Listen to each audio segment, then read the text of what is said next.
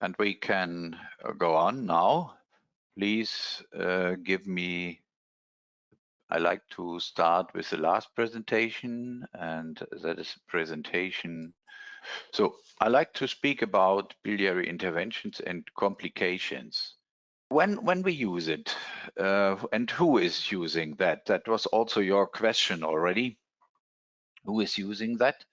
And who is doing that or performing that? That make the radiologists, but in Germany also some surgeons, but more often the gastroenterologists. But the access to the biliary tract that could be important in patient with obstruction of the biliary tract, and that are also the indications.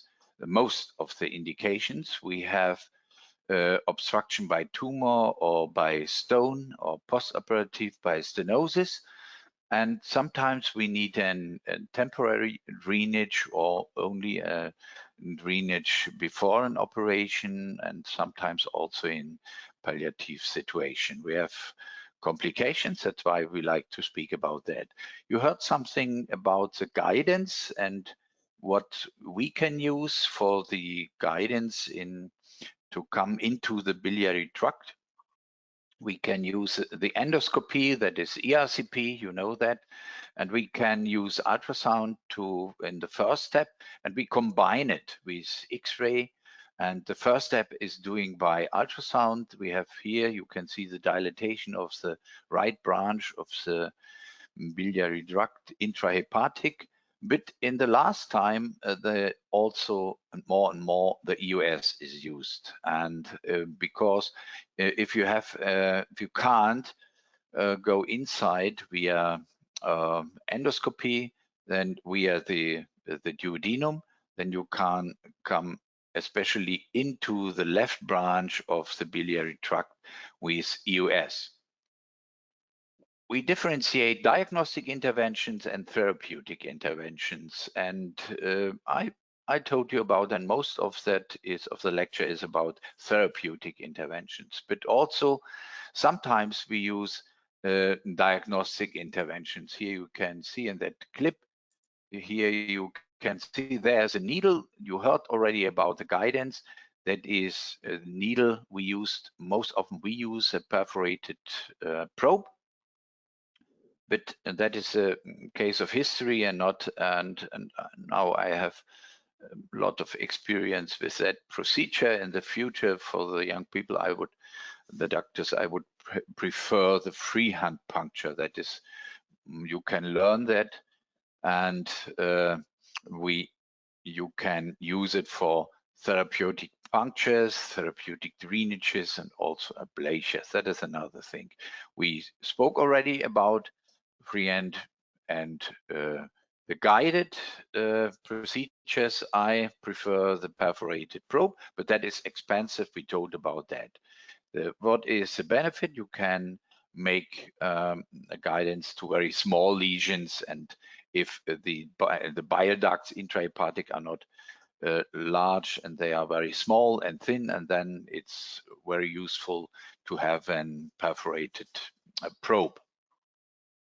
What is the handicap of the ultrasound guidance? We spoke about that. That is air and bone, and you must find and good access. And for that, the position of the patient and the pre-procedure examination, you have to make a before the procedure you want to do. It's necessary to make again an examination, an ultrasound examination, and that I think if you have it, it's a benefit if the interventionist is the curing doctor, and he can also he knows more about the patient, and he can make the follow-up, also no delegation, and you spare time also.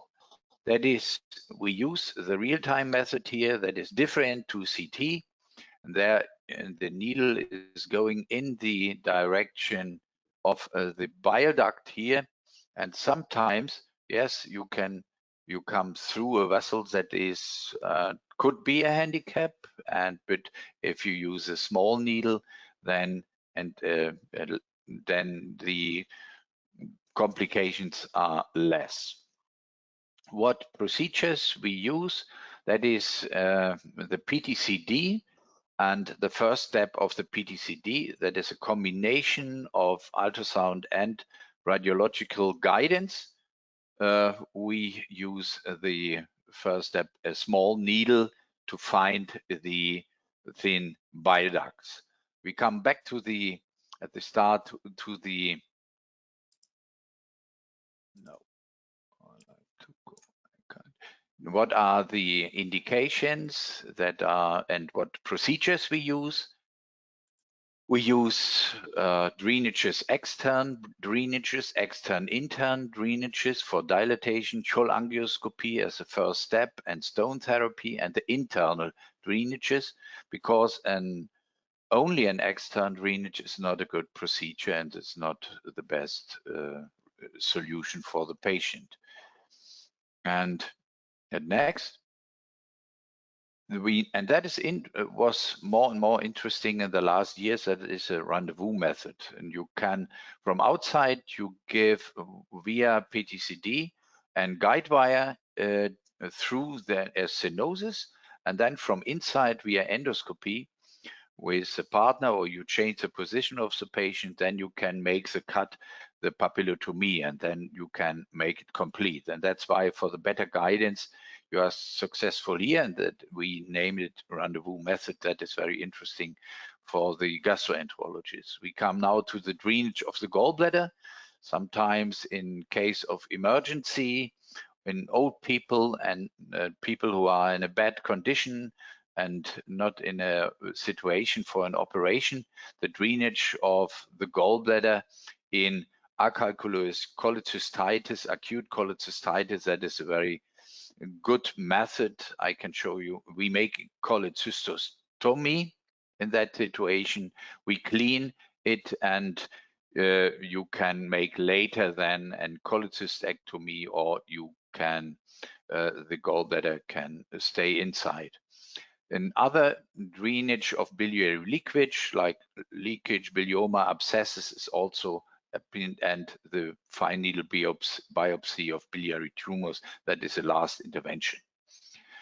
We have different regions where we have a stenosis of the bile duct. If the stenosis of the bile duct is very high in tumors of the hilum intrahepatic, then often we can't reach the access from via endoscopy, like you can see here.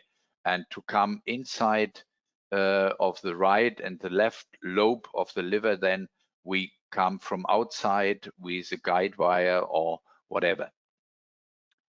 Then indications are stenosis by tumor, by stones, or postoperative stenosis. We make it also temporary, or we make it for a long time in palliative situation. You can see here the pictures of dilatation of the bile duct, of the main bile duct, the common bile duct, and the right branch. That is the left part. Here in a video clip for differentiation, sometimes it's useful to use the color Doppler. And especially for the left branch, it's you can do it by ultrasound, like here you can see it, and then for the that's a very short way to come into the dilated branches of the biliary tract intrahepatic.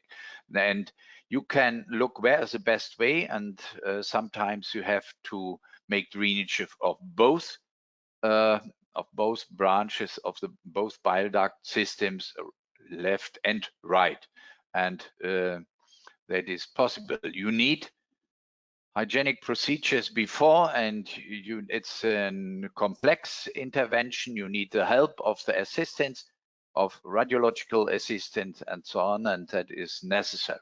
You need equipment, devices, special devices, and local anesthesia and sedation, often, because if some bile is going out, you have a small leakage, then it's painful. That's why we need also an deep sedation. We use it. We have special advices like this one here, and that is a collection of a thin needle, a dilatation, a thicker needle for the 35-millimeter guide wire, then a dilator, and that is the initial needle, puncture needle, the Chima needle for that. In here we have some saline solution inside and radiological fluid. That is our system what we use. You have different systems what is offered, and very important is that you have a dilatation system or some dilatation system, and that you have also have an catheter with a curved top to find sometimes the right position and the right direction. That is important. And on the right side, look here, the way into the system, into the bile system, is a little bit longer than on the left side. That is important when you when the drainage is staying inside. You can see the access direct, or you can see it by using contrast media, radiological contrast media, and by using X-ray then. And that is the guide wire. We use different systems of guide wires, very thin one, and then we change to this needle over the thin guide wire, and we use a normal guide wire, and we then the definitive needle 1.2 millimeter in the diameter, or 1.0, and that. And if you made a good, you have good access to the bile duct, it's safe because you have the guide wire inside of the bile duct. Then we make a dilatation, enough dilatation, more than 10 Charrier, and then we have a definitive catheter we put inside and through the stenosis. That is the Munich drainage, or Yamakawa drainage was it before, in the first time, and that is for the better adaptation, that we have no step here. We use that. That is for cleaning the drainage and for clotting and closing the drainage and to fix it. Here are some pictures of examples. You can see here that is an old lady, 74 years old, with a tumor of the pancreatic head. We have a double duct sign, that pancreatic duct, that is bile duct. And we put from outside the drainage through the tumor because it was not possible to cross the tumor stenosis from inside. And that's why it's an external, internal drainage. And after that, and later, we could from inside use the way, and beside the drainage, we could put some other internal drainages too. And that is another point. That is a big tumor in the duodenum around the papilla, duodenal carcinoma, and it was not possible to find the way. That is an endoscopic ultrasound view. It was not possible to find the right way through the papilla in the duct. That's why the way from outside, you can see here the catheter, and that is a successful drainage with gas inside of the biliary tract. We say aerobili, and that are some special drainages, external drainage.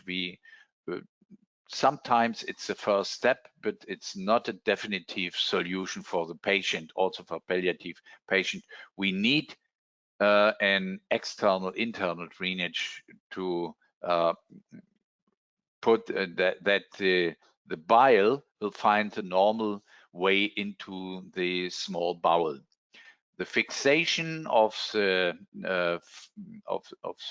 catheter, that is very important. We make a fixation on the skin, and we use that arresting and fixation mechanism. That is a special disc to clot and to fix the catheter and to avoid a nicking of the catheter. the assistance is very important for that complex drainages and procedures. They have to do a lot of things, and that's why we have an education program also for our nurses. Sometimes it are endoscopic nurses, sometimes it are nurses who are working in the radiological department. They have to look for the patient, to save the material, to organize the transport and so on, and to look for the right sedation. That is a rendezvous method. I told you already, when you start from outside, you can go through the stenosis here. You can put in a guide wire, and then you use a knife and papillotomy knife, and you can make also from inside the dilatation, and then you have 2 ways to come inside of the biliary tract if it is necessary. Another point is the control of the intrahepatic, of the connection of the intrahepatic system with contrast media.